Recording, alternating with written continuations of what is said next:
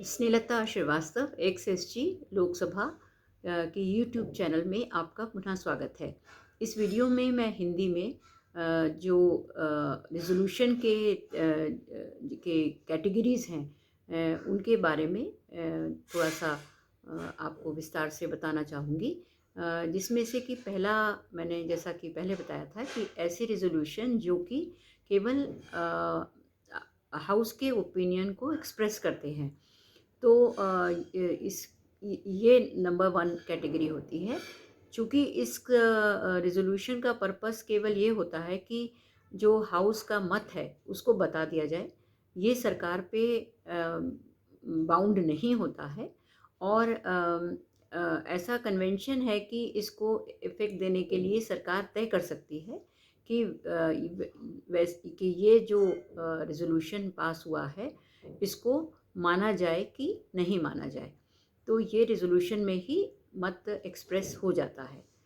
जो दूसरे तरह के रिज़ोल्यूशंस होते हैं जिनका कि स्टैट्यूटरी इफ़ेक्ट होता है, वैधानिक महत्व होता है, प्रभाव होता है, वो रिज़ोल्यूशन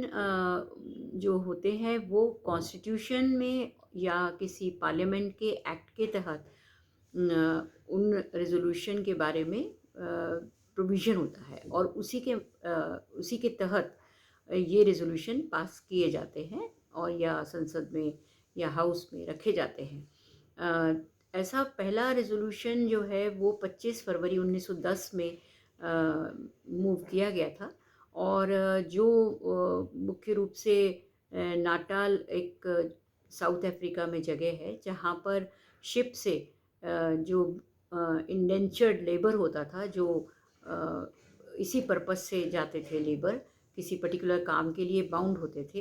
ये एग्रीमेंट हुआ था 1860 में इंडिया, नाटाल और ब्रिटेन के बीच में। और ये कॉन्ट्रैक्ट लेबर को जो शिप से जाते थे नाटाल, उनको ये एक नंबर दिया जाता था, एक नंबर असाइन होता था उनको और वो हर पर्पस के लिए उसी नंबर के थ्रू गवर्न होते थे जब वो नाटाल में रहते थे।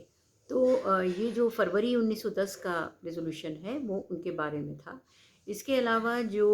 उदाहरण के लिए और भी रिज़ोल्यूशंस हैं जो कॉन्स्टिट्यूशन में जिनके बारे में प्रोविज़न है, वो हैं article 61(4), 67(b), 90(c), 94(c), 123(2), 169(1), 179(c), 183(c), 213(2), 249, 252, 312, 315(2), 352, 356 and 368। ये सभी प्रावधान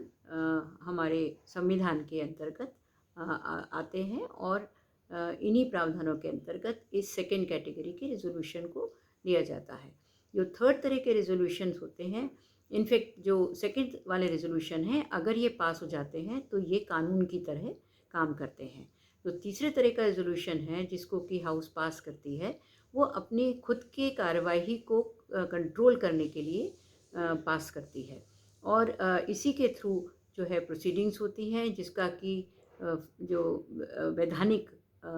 उसको कहते हैं, कानून के अंतर्गत माना जाता है और इसकी वैलिडिटी को, इसकी वैधता को किसी भी कोर्ट ऑफ लॉ में चैलेंज नहीं किया जा सकता। जो हाउस है वो अपने समय समय पर अपने खुद का सिचुएशन के हिसाब से अपना प्रोसीजर बनाता है और उसके बारे में जो कि रूल्स में नहीं होते वो रिज़ोल्यूशन पास करके इवॉल्व करता है। धन्यवाद।